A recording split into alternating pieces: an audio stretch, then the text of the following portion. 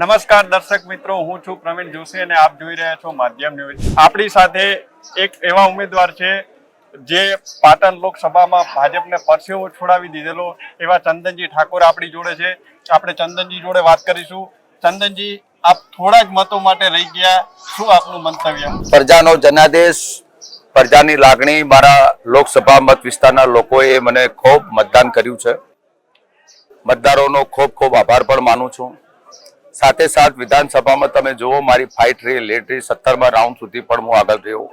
ક્યાંક ને ક્યાંક અમારા કાર્યકરની, મારી પોતાની હું પહોંચી ન શક્યો હોય, ક્યાંક ને ક્યાંક મારી પહોંચવા માટે અનુકૂળતા થોડી સેટ ના થઈ હોય, ટૂંક સમયમાં ટિકિટ મને પૂરા અંતર સમય ન મળવાના કારણે ક્યાંક ને ક્યાંક મારે હારનો સામનો કરવો પડ્યો છે। પણ જે લોકોએ મને વડગામ તાલુકાએ જે મને 42,000 મતની લીડ આલી, કોંગ્રેસે 17-18,000 મતની લીડ આલી, અને મારા સિદ્ધપુરે મને 25,000થી વધારે પણ લીડ આપી અને મને જે જવલત વિજય અને ભારતીય જનતા પાર્ટીની શેઠ 17મા રાઉન્ડ સુધી આખા દેશના, ગુજરાતના મીડિયાએ જે નોંધ લીધી છે, એમાં મને ક્યાંક ને ક્યાંક હું વિજય થયો હોઉં અને ભારતીય જનતા પાર્ટીને હારનો સામનો કરવો પડ્યો હોય એવું મને દ્રશ્ય ફિલિંગ થાય છે। પણ છતાં જીતાય વહી સિકંદર હે।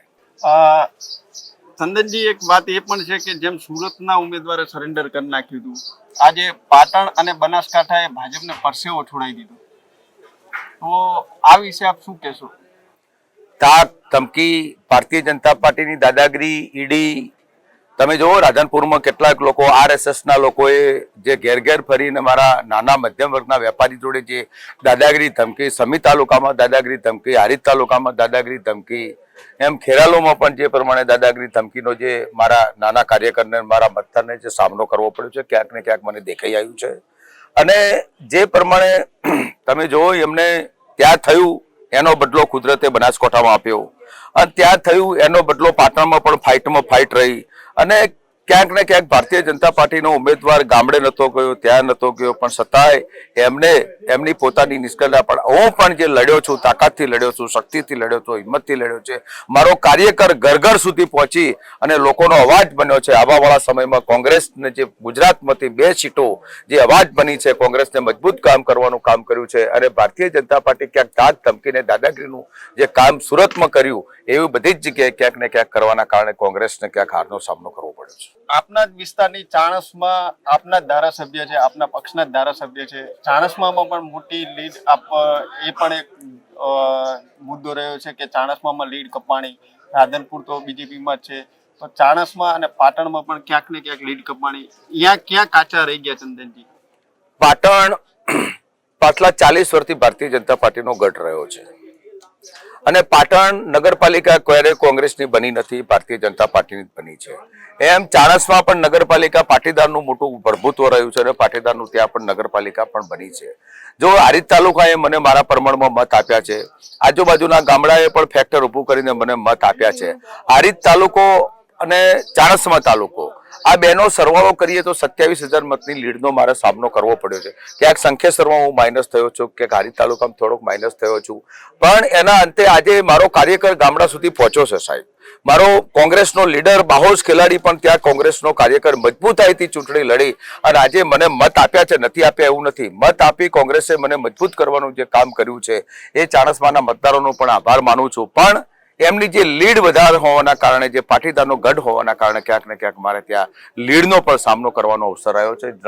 રહી પાટણની, પાટણ પણ એક પાટીદારનો ગઢ રહ્યો છે, અને પાટીદારે હંમેશા ભારતીય જનતા પાર્ટી તરફનો ઝુકાવ કરેલો છે, એટલે એના કારણે પાર્ટી જે 17,000 મતની જે મને લીડ મળી, એ પાટણમાંથી મારા સરસ્વતી તાલુકામાંથી હું 7,000 પ્લસ રહ્યો, પેલાના ગામડામાં હું 3,000 પ્લસ રહ્યો, પણ મારે જે હારનો સામનો કરવો પડ્યો પાટણ પ્રોપરમાં કરવો પડ્યો છે, પણ છતાંય પાટણના મતદારોએ મને મત આપ્યો છે, એનો પણ હું આભાર માનું છું। કિરીટભાઈ તો આપણી સાથે ને સાથે ખભે ખભો મિલાઈને કરતા હતા, તો પણ પાટણમાં આટલો, અને આપ પોતે પણ પાટણના જ રહેવાસી છો। કિરીટભાઈ પટેલે એમના પ્રયત્નો રહ્યા, એમને પણ મહેનત કરી, ક્યાંક ને ક્યાંક કિરીટ પટેલ 2017માં પાટણમાં પણ નિષ્ફળ રહ્યા હતા, 2022માં પણ પાટણમાં નિષ્ફળ રહ્યા હતા। કિરીટભાઈને જીતવા માટેનો સરસ્વતી તાલુકાએ 2017માં જહેમત લીડ આપી હતી, બાજુના ગામડાએ પણ લીડ આપી હતી। પાટણમાં કિરીટભાઈ પટેલ હોય, ચંદનજી ઠાકોર હોય કે અગાઉના કોઈ પણ MP MLA હોય, એ પાટણે હંમેશા ભારતીય જનતા પાર્ટીના ઝુકાવમાં રહી છે, એના કારણે ક્યાંક માઇનસ રહેવાનો અવસર મળ્યો છે। નવી એનડીએ સરકાર વિશે ચંદનજી શું કહેશે?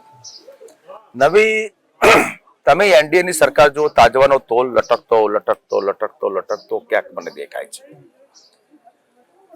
ચંદ્રબાબુ નાયડુ અને નીતિશ એ બંને સત્તાના ભૂખ્યા છે અને એમને સત્તાની મલમ માટે એમને સૌથી પહેલા ઇન્ડિયા બનાવવા માટેનો કોઈ ઝંડો ઉપાડ્યો હતો, નીતિશે ઉપાડ્યો હતો.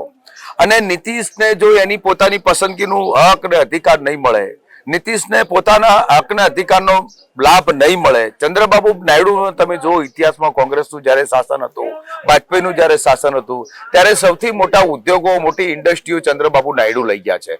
એમને એમની પોતાની જે ટેકનોલોજીક દુનિયા પણ એ ચંદ્રબાબુ નાયડુ ત્યાં એના વિસ્તારમાં લઈ ગયા છે. એટલે એ પોતે વિકાસની દ્રષ્ટિને ચંદ્રબાબુ નાયડુ માનવા વાળો વ્યક્તિ છે.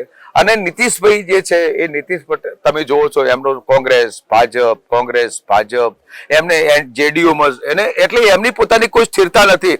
એટલે મને ચોક્કસપણે એવું લાગે છે કે મોદી સરકાર જે છે એ ઓછામાં બહુ મને 1 વર્ષથી વધારે સત્તામાં રહે એવું મને ક્યાંય દેખાતું નથી. એટલે આ વખત જે મોદી મેજિક ચાલવું જોઈએ એ ચાલ્યું નથી. તમે જો હમણાં તમે થોડી વાર પહેલા ચર્ચામાં સાંભળ્યું કે અયોધ્યાના રામ મુદ્દામાં 100 કિલોમીટરમાં ભારતીય જનતા પાર્ટી હારી ગઈ છે. એટલે રામના મુદ્દા ઉપર જો એટલે રામ એ રામ હતા, રામ સર્વના રામ, મારા પર રામ છે, તમારા પર રામ છે, સર્વ ધર્મના પર રામ છે. એ રામનો મુદ્દો લઈને ભારતીય જનતા પાર્ટી જે બજારમાં નીકળી હતી એ રામનો મુદ્દો એમનો ચાલ્યો નથી. રામે દરેક વ્યક્તિની રખેવાળી કરી છે, કોંગ્રેસની રખેવાળી કરી, જેડીયુની પર રખેવાળી કરી, નીતિશ હોય કે પછી અન્ય કોઈ હોય, દરેક પાર્ટીની રખેવાળી. આજે તમે યુપીમાં તમે જો આટલી સીટોનો સામનો કરવો પડ્યો, એટલે 43 સીટો ઉપર આજે ઇન્ડિયા જીત્યું છે સાહેબ. 43 સીટો યુપી જેવા સીટોમાં યોગીનું રાજ હોવા છતાંય તમે એટલે જે પ્રમાણે આજે સત્તા પરિવર્તન, મોંઘવારી તમે જુઓ, તેલનો ડબ્બો 2014માં જે 700 રૂપિયામાં મળતો હતો, 3000 રૂપિયામાં ગેસનું સિલિન્ડર જે 300 રૂપિયામાં મળતું હતું એ ગેસનું સિલિન્ડર આજે તમે જુઓ 1200 રૂપિયા પહોંચ્યું છે. તમે સિમેન્ટની થેલી જો તમે એ તમને 180 રૂપિયા મળતી હતી, 400 રૂપિયા પહોંચ્યું છે. લોખંડ 18 રૂપિયા મળતું હતું, 70 રૂપિયા. એટલે મોંઘવારીથી લોકો ત્રસ ફૂંકાઈ ગયા. અને જેવી ચૂંટણી પટ્ટી એવી દૂધની થેલીમાં ભાવ વધી ગયો, ડીઝલમાં ભાવ વધી ગયો, ખાતરની થેલીમાં. એટલે લોકો મોંઘવારીથી તંગ આવી જેના કારણે આજે ભારતીય જનતા પાર્ટીનો ચહેરો, નરેન્દ્રભાઈ મોદીનો જે ચહેરો તો એ નકામ બનાવી દીધો છે. હવે નરેન્દ્ર મોદીનો ચહેરો ગુજરાતમાં કે આખા દેશમાં ક્યાંય ચાલે એવું મને દેખાતો નથી. અને મને સ્પષ્ટપણે દેખાય છે કે 1 વર્ષથી વધારે આ સરકાર ચાલે એવું દેખાતું મને નથી. ક્યાંક ને ક્યાંક ગરી પડે એવું દેખાઈ રહ્યું છે. અને આગામી ચૂંટણી માટે ચંદનજી કેવી રીતના ફરીથી તૈયાર થશે? બિલકુલ ડંકાની ચોટ ઉપર ઉભો રહીશ, ડંકાની ચોટ ઉપર પ્રજાની વચ્ચે રહીશ, મારા વિસ્તારના લોકોનું કામ કરીશ, સાથે સાથ લોકસભાના વિસ્તારના લોકોનું કામ કરીશ. જ્યાં લડવું પડશે ત્યાં લડીશ, જ્યાં અવાજ બનવું પડશે ત્યાં બનીશ. જ્યાં માઇનસ થયો છું ત્યાં હું સતત મજૂરી કરીશ. રાધનપુરમાં પણ સતત હું મજૂરી કરીશ. વડગામમાં મને સલામતે લીડ કરી છે એમનું પણ રક્ષણ કરીશ. કાંકરેજે પણ મને સારી લીડ આપી છે એમનું પણ રક્ષણ કરીશ. મારા સિદ્ધપુરે પણ જો ચાલુ મિનિસ્ટર હોવા છતાંય હું 25,000 મતથી પણ વધારે લીડ લીધી છે. ત્યાં પણ એક પણ વિસ્તારમાં ચાણસમાં હોય કે અન્ય હોય કે ખેરાલુ હોય એક પણ મારા કોંગ્રેસના કાર્યકરને હું ક્યારે હુનો મૂકીશ નહીં. એની સાથે રહીશ, એના ખડા પગે ઉભો રહીશ, એની જાતે ઉભો રહીશ. અને એને જ્યાં જરૂર પડશે ત્યાં ચંદનજી ઠાકોર અવાજ બનશે. એનું કામ કરવા માટે જ્યાં જવું પડશે ત્યાં ઉગાડા પગે ચંદનજી ઠાકોર જશે. અને સમાજે જે મને મત આપ્યા છે, 18 આલમે જે મત આપ્યો છે એમનો હું ખૂબ ખૂબ આભાર માનું છું. છેલ્લો પ્રશ્ન કે પાટણની જનતા ચંદનજી પાસે શું અપેક્ષા રાખી શકે છે? ચંદનજી એમાં કેટલા ઊણા ઉતરશે? ખૂબ મોટી પાટણની જનતાનો અપેક્ષાઓ છે. RSS વિશ્વ હિન્દુ પરિષદ રામનવમીના દિવસથી એમનો ઝઘડો જે ચાલુ થયો છે. આજે પાટણમાં તમે આવડી બધી એરિયા હોવા છતાંય ભારતીય જનતા પાર્ટીનું 30 વર્ષથી શાસન, 10 વર્ષનું કેન્દ્રમાં શાસન. તમે જુઓ અહીંથી થરા પાટણથી 30 કિલોમીટર 40 કિલોમીટર થાય, ડીસા 40 કિલોમીટર થાય, સિદ્ધપુર 30 કિલોમીટર થાય, રાધનપુર 90 કિલોમીટર થાય, થરાદ પણ એ 60-80-90 કિલોમીટર થાય, દિયોદર, ભાભર અન્ય આજુબાજુનું સેન્ટર તમે જો 60-80-90 કિલોમીટરના ઘેરાવામાં છે. ભારતીય જનતા પાર્ટીનું 30 વર્ષથી શાસન છે. કેન્દ્રમાં મોદી સાહેબ દર વખત અહીંથી લોકો મત આલીને લોકસભાનો સભ્ય ચૂંટી મૂકે છે. પાટણમાં એક પણ એરપોર્ટ ના આપ્યું. પાટણને કોઈ હાઈવે સાથે કનેક્ટિવ ના કરી. ડીસા છે પણ કનેક્ટ નથી થતું. ડીસા પણ છે પણ કનેક્ટ નથી થતું. અત્યારે તમે જો એ વડનગર જે મોદી સાહેબ એમના પોતાના ગામમાં એરપોર્ટ બનાવવા, જેમાં વડનગર ને ગાંધીનગર જે અમદાવાદના એરપોર્ટનું ડિસ્ટન્સ તો 40 કિલોમીટરનું છે, 50 કિલોમીટરનું છે. એટલે ભારતીય જનતા પાર્ટી પોતાના વિસ્તારમાં જે પ્રમાણે અને ગરીબ અને મધ્યમ વર્ગનો જે એરિયા છે, આજે લાખો કરોડો રૂપિયાના એમઓયુ કરવામાં આવ્યા, પાટણ જિલ્લાને બાકાત કરવામાં આવ્યો. આજે રોણકી વાવને હોની નોટનો સિક્કાની પાસે સિક્કો મારી દીધો, પણ ડેવલપના નામે મીંડું કર્યું. રેલવેના પટરી નાખવામાં આવી, એક પણ સ્ટોપેજ કરવામાં નથી આવ્યો. આ વિસ્તાર મારો 2 યુવાન જે છે નોકરી ધંધાથી બેરોજગારથી વંચિત રહી ગયો છે. એને નોકરી માટેની કોઈ વ્યવસ્થા સુવિધા ઊભી કરવામાં નથી આવી. એટલે અનેક પ્રકારની સુવિધાનો સામનો આજે પાટણ જિલ્લો કરી રહ્યો છે. પાટણ લોકસભાનો વિસ્તાર પણ કરી રહ્યો છે. આ વખત જો અમારા જ્ઞાનીબેન જે જીત્યા છે એ પણ ગુજરાત દિલ્હીની પાર્લામેન્ટમાં આ વિસ્તારનો અવાજ બનાવશે, ઉત્તર ગુજરાતનો અવાજ બનશે. આવવાવાળા સમયમાં ચંદનજી પણ આ વિસ્તારનો અવાજ બની અને જે કંઈ નાના મોટા કાર્યમાં કરવાના થશે એ સંપૂર્ણપણે સરકાર સામે લડત કરી અને હાલ છે. છેલ્લો પ્રશ્ન મારો એ પણ છે કે જે દૂધસાગર ડેરી જે પ્રમાણે ચાલી રહી છે, વર્ષોથી જે મહેસાણાથી સંચાલન થાય છે, એ ડેરીની લડત આપવા માટે ચંદનજી ઠાકોર પાટણ જિલ્લાની અલગ ડેરી બને, પાટણ જિલ્લાનો અલગ સંઘ બને, પાટણ જિલ્લાના અલગ હકના અધિકાર બને, એના માટેની જે લડત લડવાની છે ચંદનજી ઠાકોર ટૂંક સમયની અંદર યુદ્ધે મેદાન લડી અને એ ડેરી માટેના જે પ્રયત્નો કરવાના છે એ પણ હું કરવાના મારા ચાલુ રાખવાનો છે. અમારા આ વિસ્તારના ધારાસભ્ય અમૃતભાઈ જોડે વચ્ચે વાત થયેલી કે કાંકરેજ તાલુકામાં કોઈ મોટી હોસ્પિટલ નથી, હાઈવે ટચ ગામ છે. એના વિશે એમને જોડે અમારે ચર્ચા પણ થયેલી. આ વિશે ચંદનજી કેટલો રસ લેશે અને કાંકરેજ તાલુકાને કોઈ મોટી હોસ્પિટલ મળશે કે કેમ? બિલકુલ. અમારા જ્ઞાનીબેન જે છે એ મેમ્બર ઓફ પાર્લામેન્ટ છે. અમરતજી ઠાકોર વિધાનસભાના ફ્લોરમાં આજે ઘણી વખત રજૂઆત કરે છે.